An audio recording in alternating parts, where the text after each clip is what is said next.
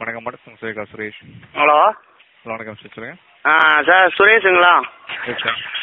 Sir நான் இந்த மாதிரி கார்த்தி பேசுகிறேன் சார். ஓகே. இப்போ பார்த்தீங்கன்னா இப்போ இந்த ஏர்டெல் சிம் தான் யூஸ் பண்ணிகிட்ருக்கேன். ஓகே. ஒரு 2 நாளாக பார்த்தீங்கன்னா கால் வர மாட்டேங்குது சார். என்ன பண்ணேன்னே தெரிய மாட்டேங்குது. மொபைல் ஏதோ பிரச்சனை போல இருக்குது. ஓகே. கால் வர மாட்டேங்குது. என்ன ப்ராப்ளம்னு ஒன்றும் புரிய மாட்டேங்குது சார். எதுவும் நீங்கள் எதுவும் வர கால்லாம் எங்கிட்ட மாற்றி விட்றீங்களா? சார் அந்த மாதிரிலாம் ஆப்ஷன் வராதுங்களா உங்களுக்கு? என்னது? அந்த மாதிரிலாம் வரது வாய்ப்பு இல்லைங்களா சார்? இல்லை ஏதோ யாரோ உள்ள இருந்து என்னமோ வேலை பண்ணுறேன். இங்கே என்னன்னு புரிய மாட்டேங்குது எனக்கு. ஏன்னா பேசுகிறப்ப உங்கள் கால் வந்து மாற்றப்பட்டுள்ளது. ஐயா எவனோ எனக்கு உள்ள என்னமோ ஏதோ எனக்கு ஏற்கனவே எங்கள் ஊரில் பிரச்சனை. யாரோ என் நம்பரை என்னமோ பண்ணுறாங்க.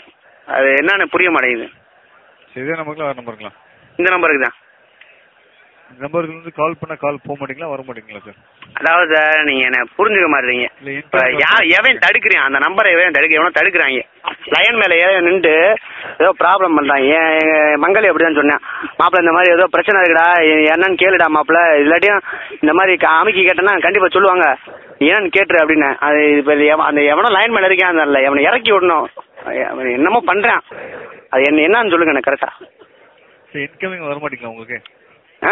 இன்கமிங்னா சார் உங்களுக்கு இன்கமிங் வர மாட்டேங்குங்களா உங்களுக்கு? அதான் சார் இன்கமிங்ன்ற ஒருத்தர் இருக்கானா? Hello hello hello sir. Hello sir. இல்லை சார், இப்போ யாரோ இன்கமிங் என்னமோ இப்போ சொன்னீங்களே, என்னன்னு கேட்குறேன். அவன் தான் பிரச்சனை பண்ணுறானா? சார் உங்களுக்கு வந்து அந்த இன்கமிங்ன்றவன் தான் பிரச்சனை பண்ணுறேன், அப்படி தானே? ஹலோ சார், உங்களுக்கு என்ன ப்ராப்ளம் தெரிஞ்சுக்கலாங்களா? இல்லை சார், நீ என்ன சொல்ல வரேன்னா இப்போ எனக்கு கால் வர மாட்டேங்குது. சரிங்க. எவனோ வந்து பிரச்சனை பண்ணுறேன்னு என் பங்காளி சொன்னேன்ல. இப்போ எவன் லைனில் இருக்கேன்னு இறக்கி விடுங்க. எவனோ லைனில் இருக்கான். லைனுங்களா?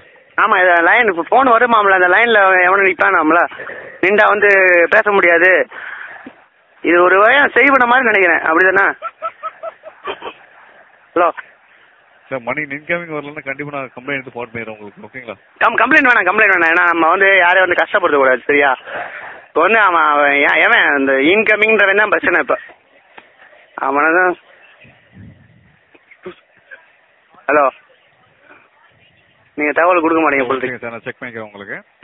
இல்லை நீங்கள் செக் பண்ணக்கூடாது. நீங்கள் கரெக்டாக சொல்லுங்கள். ஏன்னா வந்து எல்லாரும் என்னை ஏமாத்துறாங்க. எங்கள் ஊருக்காரங்களும் என் பங்காளி மக்கள் ஏமாத்துறாங்க. அப்போ அவன் போய் சொன்ன கணக்கு ஆகி போச்சு பார்த்தீங்களா? இப்போ இன்கமிங் எவனோ சொந்தக்காரன் தான் எவனோ இருக்கேன் போல இருக்கு.